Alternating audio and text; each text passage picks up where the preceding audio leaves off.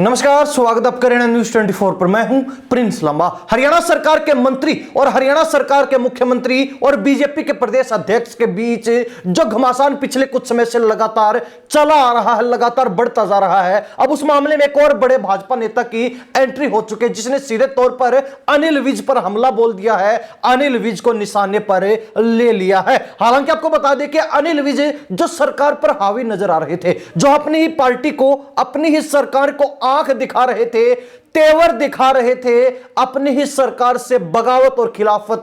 कर बैठे, उन्हीं अनिल विज को अब बीजेपी नेता ने औकात दिखा दी है, उनकी जगह बता दी है और पार्टी में उनकी क्या हैसियत है वो भी याद दिला दिया है। एक बार पहले आप उस बीजेपी नेता को सुनिए जिसने सीधे तौर पर अनिल विज पर हमला बोलते हुए और दो टूक शब्दों के माध्यम से यह स्पष्ट कर दिया कि अनिल विज भाजपा में तिनके के समान है, उससे ज्यादा कुछ नहीं है, उनको अपनी जगह नहीं भूलनी चाहिए, उनको अपनी औकात नहीं भूलनी चाहिए। खुद सुन लीजिए। मुझे लगता है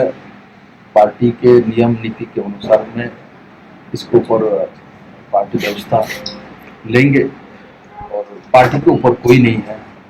पार्टी है तो हम लोग का अस्तित्व है, क्योंकि हम किसी परिवार से नहीं है। तो सुना आपने बीजेपी के बड़े नेता विप्लव कुमार देव को, जो हरियाणा प्रदेश में बीजेपी के प्रभारी रह चुके हैं। ऐसे में उन्होंने स्पष्ट तौर पर अनिल विज को दो टूक शब्दों के माध्यम से चेतावनी देते हुए यह बात कह दी कि पार्टी से ऊपर कोई भी नहीं है, पार्टी के बिना हमारा कुछ भी वजूद नहीं है। हम किसी परिवार से नहीं आते, बल्कि एक संगठन से आते हैं, एक संगठित पार्टी से आते हैं जिसके लिए अनुशासन बेहद मायने रखता है। यानी कि उन्होंने कम शब्दों के माध्यम से बड़ा संदेश, बड़ी नसीहत देने का काम अनिल विज को कर दिया है, क्योंकि अनिल विज पिछले कुछ दिनों से लगातार अपनी सरकार, अपनी पार्टी के कहने सुनने से बाहर है। हालांकि ऐसा भी उस समय देखने को मिल रहा है जब मंत्री अनिल विज हरियाणा सरकार के अंदर ऊर्जा, परिवहन एवं श्रम मंत्रालय जैसे बड़े विभाग संभाल रहे हैं, तो साथ ही हरियाणा प्रदेश के मंत्रिमंडल में उनका नंबर जो है मुख्यमंत्री के बाद सेकंड पोजीशन पर है, दूसरे नंबर पर है। यानी कि अनिल विज हरियाणा प्रदेश में मुख्यमंत्री के बाद दूसरा सबसे बड़ा पद रखते हैं, ओहदा रखते हैं। और इन सभी परिस्थितियों के अंदर भी विज अगर अपनी पार्टी, अपनी सरकार से बगावत कर रहे हैं, खिलाफत कर रहे हैं, तो यह पार्टी के लिए काफी नुकसानदायक साबित भी हो रहा है। हालांकि अब इस मामले में जहां विज और नायब सैनी मोहनलाल बड़ोली के बीच दुश्मनी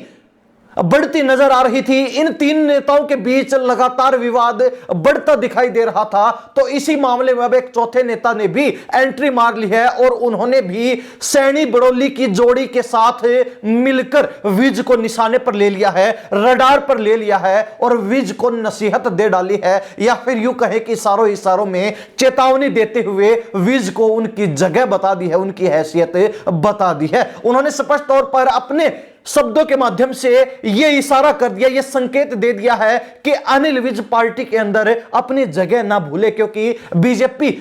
विश्व की सबसे बड़ी पार्टी के रूप में अपना दर्जा रखती है और उस पार्टी में अनिल विज एक तिनके के समान है, उससे ज्यादा कुछ भी नहीं है। वो पार्टी से है, ना कि पार्टी उनसे है। तो ऐसे में अनिल विज पार्टी के खिलाफ अगर काम कर रहे हैं तो ये उनके लिए काफी नुकसानदायक साबित हो सकता है। कारण बताओ नोटिस विज को थमाया गया, विज ने उसका एक लंबा चौड़ा जवाब भी 8 पन्नों की चिट्ठी के माध्यम से सीधे राष्ट्रीय अध्यक्ष जेपी नड्डा को भेज दिया, जहां पर उन्होंने नायब सैनी और मोहनलाल बड़ोली को झटका देने का प्रयास किया, उनको अपनी नजरों में जीरो बताने का प्रयास किया, लेकिन बावजूद उसके फिलहाल अनिल विज चुप नजर आ रहे हैं, चुप्पी साधे हुए हैं, क्योंकि हाईकमान का, बीजेपी के राष्ट्रीय नेतृत्व का उनके ऊपर दबाव है। हरियाणा प्रदेश के प्रभारी रहे चुनाव के सतीश पूनिया भी अनिल विज से मुलाकात करके गए, जिसके बाद अनिल विज के तेवर ढीले नजर आ रहे थे, लेकिन समय समय पर अपने दबंग अंदाज में, अपने अनोखे अंदाज में, अपने शायराना अंदाज में